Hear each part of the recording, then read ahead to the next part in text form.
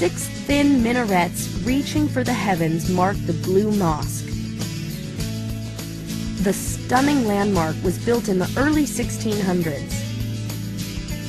With its cascading domes and the namesake blue interior tiles, it is a truly unique structure. The religious and historical significance of the mosque make it one of Turkey's greatest treasures. The Blue Mosque has awe-inspiring courtyards and several entrances. Inside, the high vaulted ceilings are adorned with a bright mosaic of tiles.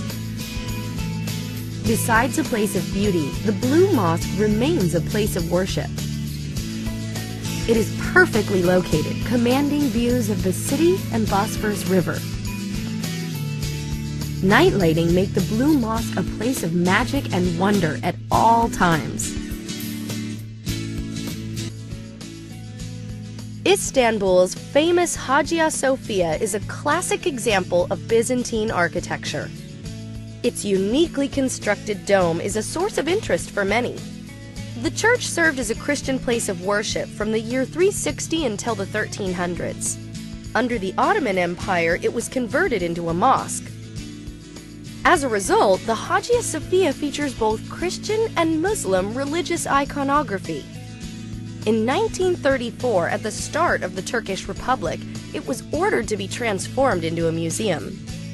It is now forbidden to worship openly here. The ancient and iconic Hagia Sophia has inspired similar architecture the world over. Hello everybody, my name is Saffet Emre Tonguç. I'm a professional tour guide and a travel writer.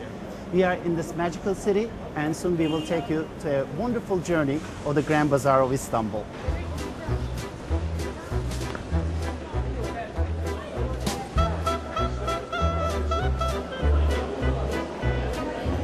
Well, Grand Bazaar is one of the oldest bazaars in the world, which was founded in 1461 after the Turks conquered the city.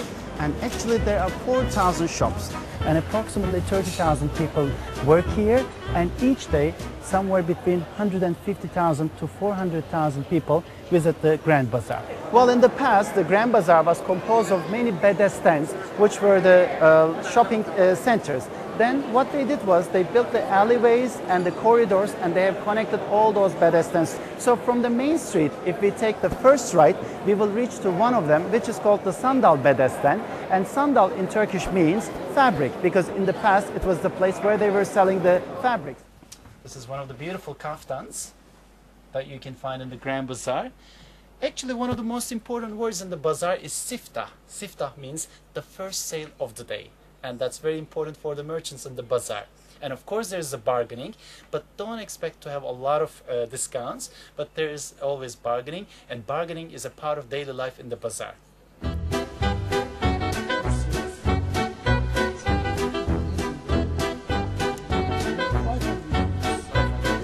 What will be your best price for us?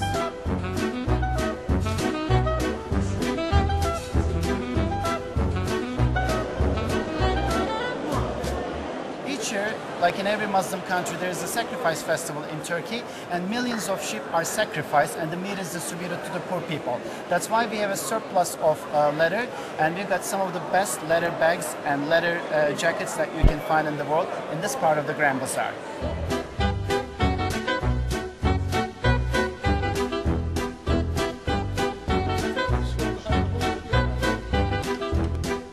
Well, we're still walking in the main street of the bazaar.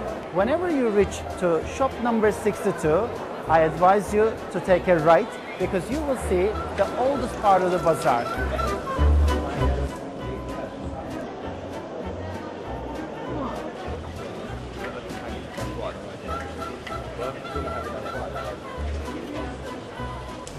We are in the oldest part of the bazaar, and you can always find very nice cafes in the bazaar where you can enjoy a cup of Turkish coffee or a refreshment.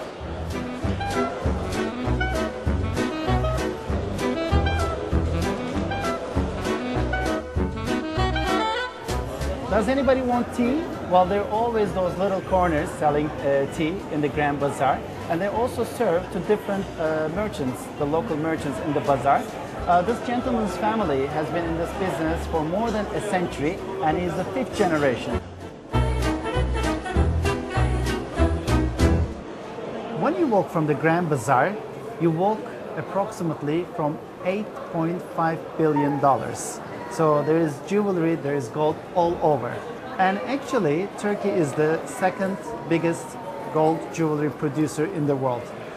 There are 21 gates of the Grand Bazaar, and this is one of the gates leading to the Grand Bazaar. And this is the most popular street food of Turkey, which is called simit, S-I-M-I-T, and simit is the sesame ring.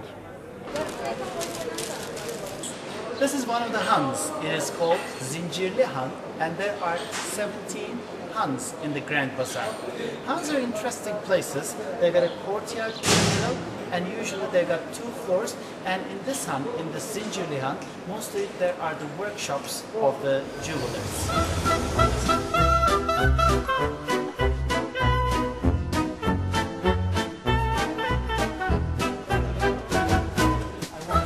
Also, one of my favorite carpet shops of the city, which is called Punto, and it is located in an Han which dates from 1620. Turkish handmade rugs, they do have special place in the Turkish culture because through centuries Turkish people naively express their feelings through these beautiful handmade rugs, especially in the countryside. In the olden days, young girls, they used to weave these rugs for their dowry chest.